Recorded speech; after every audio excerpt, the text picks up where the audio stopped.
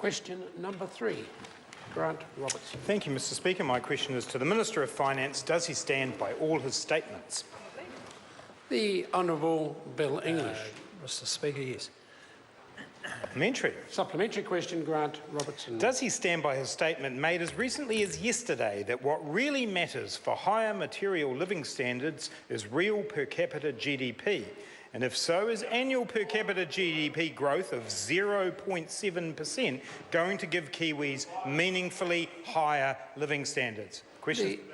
The Honourable Bill English. There was actually Speaker, two questions. The member can address either or one. Speaker, yes, I do stand by the statement, and particularly in the context in which it was given. As I explained to the member, when you're looking at per capita income, there's two things drive it. One is the number of people. That's been rising strongly in New Zealand because New Zealanders have stopped leaving for Australia in their thousands. So sharp population growth. And with respect to income, that has been held down by a significant drop in dairy income. So it's not surprising that growth in per capita income, which was, I think, 0.5 in the quarter, which is not too bad, it's not surprising that it's a bit soft under those circumstances, and it's likely to grow as dairy incomes grow and migration turns. Question, Mr Speaker. Supplementary question, Grant Robertson. Why is he pleased about a growth rate per person that is a level that has been described by leading economists as lacklustre, far from perfect and subpar? The Honourable Bill English. Well, Mr Speaker, if the members spend a bit more time with economists, he'd find out what a miserable bunch they are.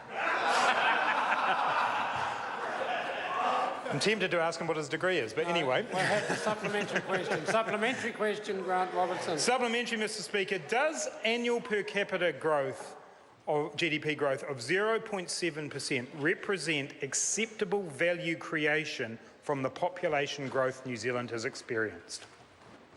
The Honourable Bill English. Well, Mr Speaker, I'm not exactly sure what the question means, but if the member means, is it enough? Well, of course it's not enough. We'd like it to be higher.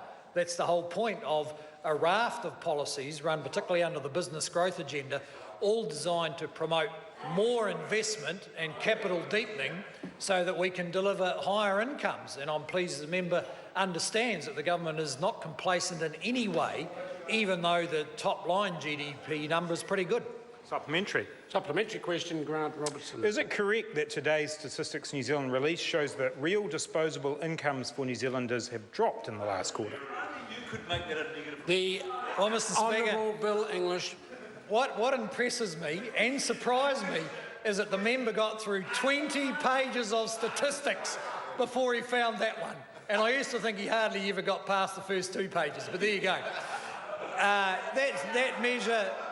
That measure is a negative number in this quarter, and actually it is historically a quite volatile measure. So some quarters it's been plus 5%, way higher than GDP, and today it's lower than GDP. In the long run, of course, we want real disposable income per capita to be positive. Supplementary.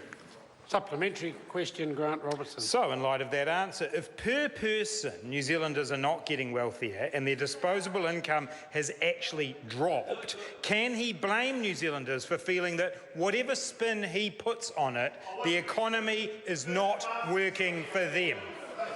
Order. Order. The question is to the Minister of Finance, the Honourable Bill English. Well, Mr Speaker, with the amount of confidence in the economy, it doesn't need any spin for New Zealanders to believe that actually they're not doing too badly under the circumstances. Supplementary. Supplementary question. Order.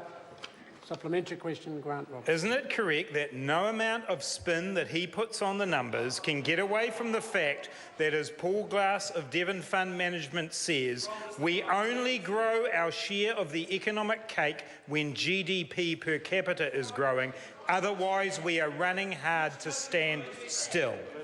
The Honourable Bill English. Well, Mr Speaker, actually, as I think I said the other day, I do disagree with Mr Glass, actually.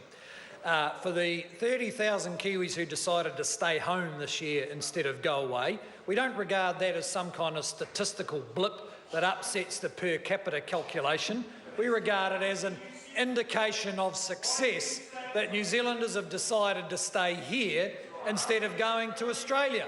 And if that makes that particular statistic a bit soft for a few quarters, well, that's a small price to pay for success where people are voting with their feet to stay home. Question